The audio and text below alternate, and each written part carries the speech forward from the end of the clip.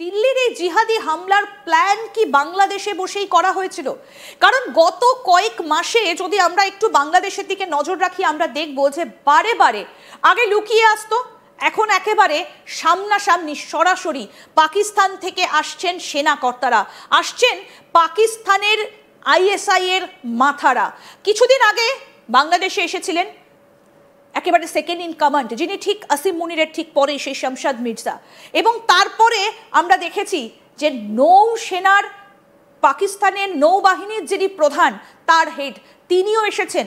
তাহলে এই যে প্ল্যানিংগুলো, বাংলাদেশ সেনাপ্রধানের সঙ্গে পাক নৌসেনা প্রধান এসেছেন শামশাদ মির্জা, তার সঙ্গে মোহাম্মদ ইউনুসের একেবারে দহরম মহরম সম্পর্ক, আমরা দেখেছি যে কিভাবে জামাই আদর করা হয়েছে নৌসেনা প্রধানকে।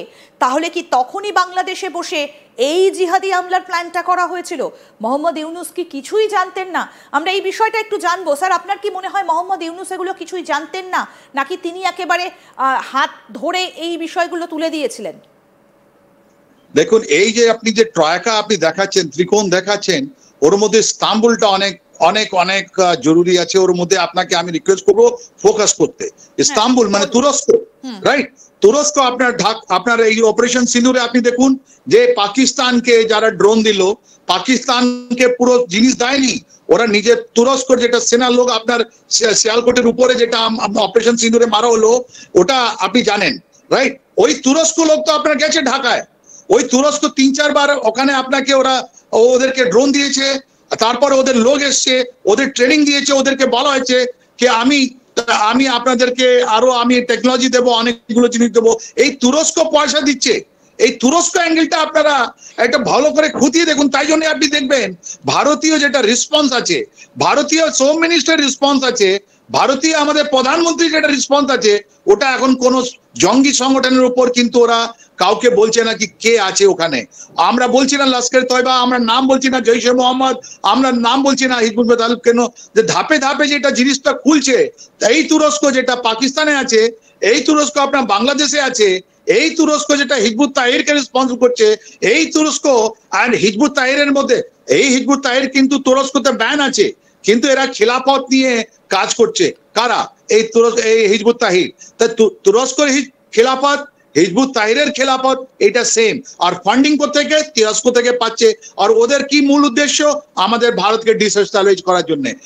এই যে বাংলাদেশের মাটি, যেখানে আপনার তুরস্কর যারা লোক আছে, যারা পয়সা দিচ্ছে, আইডিওলজিক্যাল ব্যাকগ্রাউন্ড দিচ্ছে, ওর মধ্যে পাকিস্তান আর্মি আর বাংলাদেশ আর্মি ওর মধ্যে ইন্ধনের কাজ করছে। কেন? যে বাংলাদেশের আর্মির মধ্যে যারা মৌলবাদী আছে, যারা ফান্ডামেন্টালিস্ট আছে, যারা ওখানে প্রো পাকিস্তান প্রো তুরস্ক আছে, যারা বারবার আপনি দেখুন না এয়ারফোর্স যে চিফ, ওনার উপরে এখন ইনভেস্টিগেশন হওয়া উচিত। বাংলাদেশের এর চিফ যিনি আছেন, ওনার উপরে ইনভেস্টিগেশন করা। উনি 3 বার না 4 বার গেছেন আপনি তুরস্ক। নেভাল চিফ 3 বার না 4 বার গেছেন তুরস্ক। তো এই যে একটা ষড়যন্ত্র যেটা আছে, এটা গভীর যেটা আপনার পরিস্থিতি দাঁড়িয়েছে, যার মধ্যে দুটো, এটার মধ্যে বকুরজামান ছাড়া এই আপনার naval chief and air chief and তুরস্ক যেটা ভিজিট বারবার, আর ওখান থেকে কি ব্যাগ আনছেন, এই ওর সঙ্গে নিয়ে যাচ্ছেন হিজবুত তাহরির। তাই জন্য এরা বাংলাদেশ আর্মিকে, বাংলাদেশ ডিফেন্স ফোর্সকে ওরা সবাই কাল্টিভেট করার চেষ্টা করছে, ধরার চেষ্টা করছে। এন্ড তাই আপনি দেখবেন আর এই 2 দিন হয়ে গেল, এই যেভাবে আমাদের প্রগ্রেসটা হচ্ছে, যার মধ্যে আপনি নিজে দেখিয়ে দিলেন কি 2 জন ডক্টরের ঢাকা ইউনিভার্সিটি মেডিকেল কলেজে যেটা ডিগ্রি ছিল, তারপরে এর থেকে ভালো আপনি কারেকশন কি পাবেন? তো যতগুলো যে স্লিপার সেল যে 2024-এর পর, 5ই আগস্ট 2024-এর পর যেটা হিজবুত তাহরিরের জিনিসটা আপনার অ্যাক্টিভেট হয়েছে, ওইটা দেখা উচিত।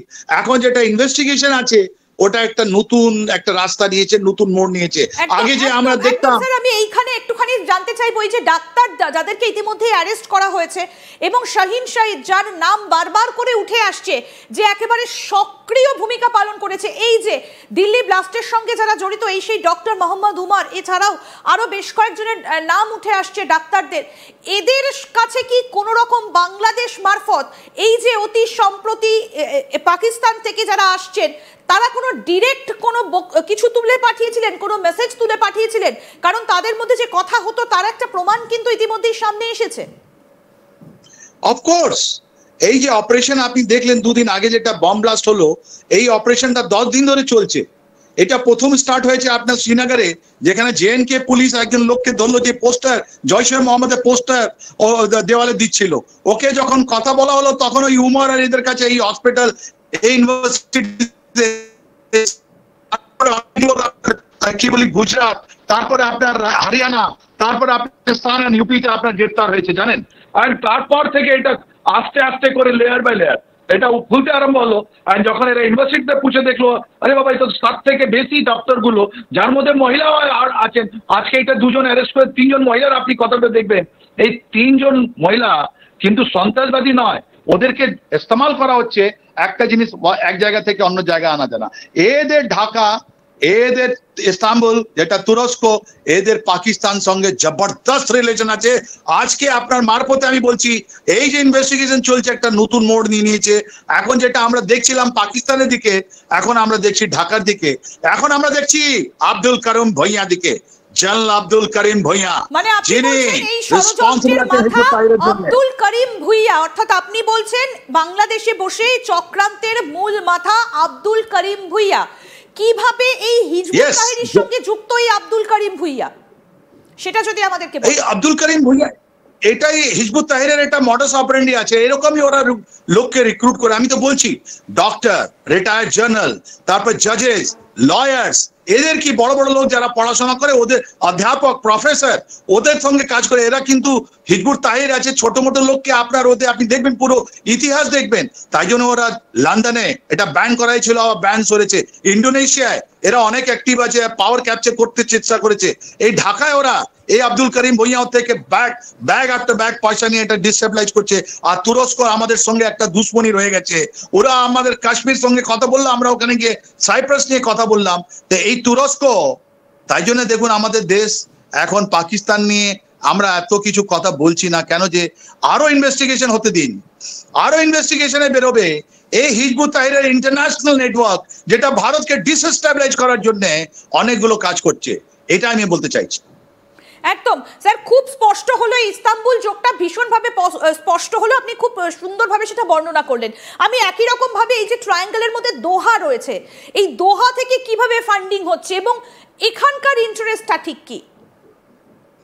দেখুন দোহা এটা আমেরিকার একটা স্টুজ বলি আমরা, যেটা আমেরিকার একটা ঘাঁটি আছে ওখানে, রাইট?